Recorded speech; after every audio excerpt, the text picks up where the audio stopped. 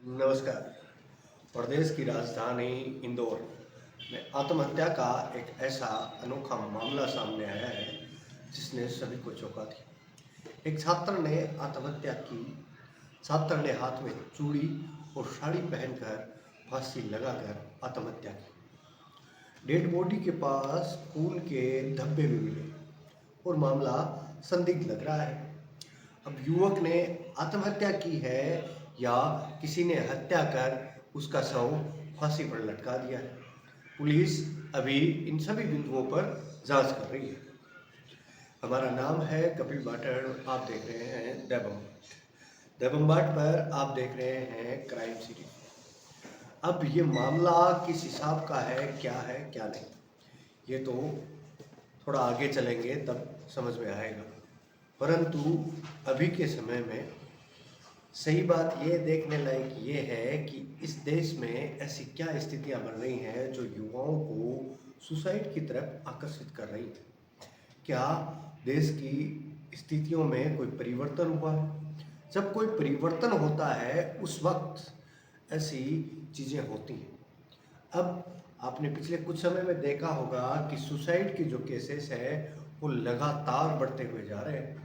और यदि हम इंदौर की बात करें तो इंदौर में पिछले दिनों में जितनी आत्महत्याएं हुई हैं उतनी आत्महत्याएं अब तक आज तक नहीं हुई।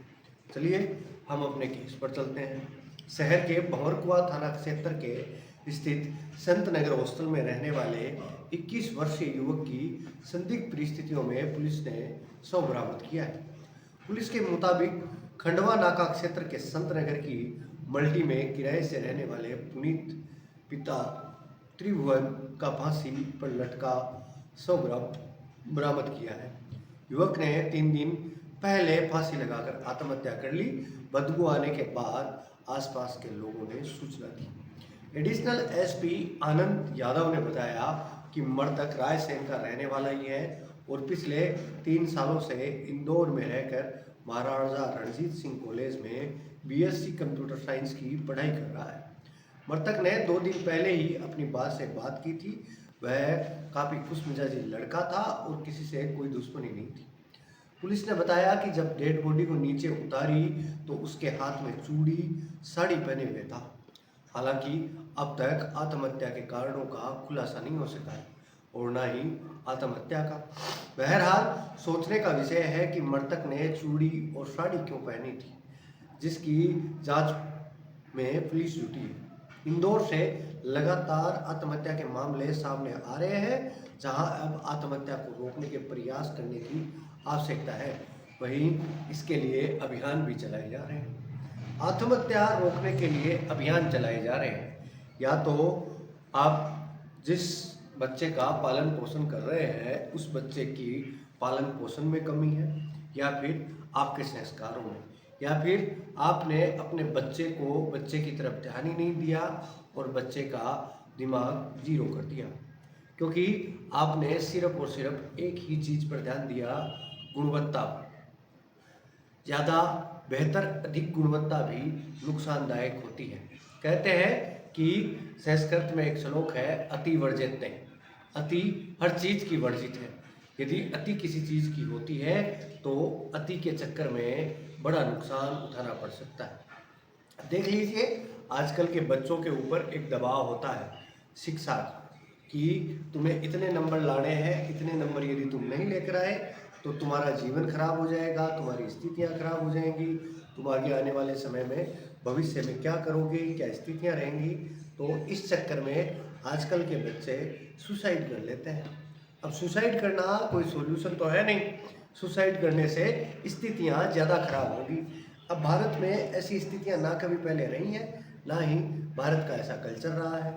तो इन स्थितियों में अब ऐसी स्थितियां आ गई हैं कि आत्महत्या रोकने के लिए अभियान चलाए जाने पड़ रहे हैं। भारत में ऐसा क्या हो रहा है कि लोग जो बच्चे हैं वो लगातार आत्महत्या कर रहे हैं और अब की बार आत्महत्या करने वालों की उम्र का जो उम्र है वो देखी जा रही है 15 साल से 25 साल के बीच में। 15 साल से 25 साल के बच्चों में ऐसी क्या स्थितियां आ गई, ऐसी क्या परिस्थितियां आ गई कि उनको आत्महत्या करनी पड़ रही है। अब या तो ये भयंकर दबाव हो सकता है, या फिर संकीर्ण मानसिकता, या फिर बढ़ती हुई पाश्चात्य संस्कृति की भारत में बयार।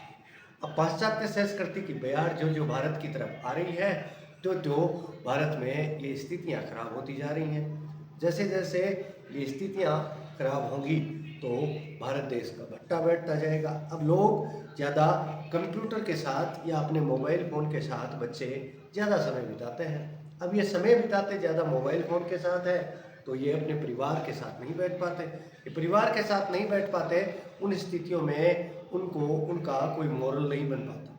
वो आंतरिक रूप से या मानसिक रूप से मजबूत नहीं हो पाते। शारीरिक रूप से तो खैर छोड़िए आप, लेकिन मानसिक रूप से भी वो बच्चे कमज़ोर रह जाते हैं। या फिर यूँ कहें कि वो मानसिक रूप से ज़्यादा मोबाइल फ़ोन्स की वजह से या सोशल मीडिया के ज़्यादा प्रयोग से वो मानसिक विकृत होते जाते हैं। अब वो मानसिक विकृत होकर के ऐसी गलतियां कर देते हैं कि जो समझना नामुमकिन है।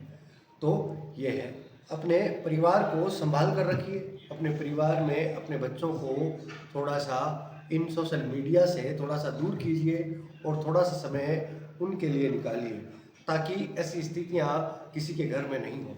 आज मैं आपसे विदा लेता हूँ, मिलते हैं किसी अन्य वीडियो में। तब तक के लिए आप देखते रहे देवम बाटकोर। इस वीडियो को मेरी हम्बल रिक्वेस्ट है कि आप ज़्यादा से ज़्यादा लोगों को शेयर कीजिएगा, ताकि और लोग भी अपने परिवार के प्रति अवेयर हो सकें। और कमेंट बॉक्स में बताइएगा कि आपको ये वीडियो कैसा लगा। आप यहाँ तक आए, इसके लिए आपका धन्यवाद, आभार।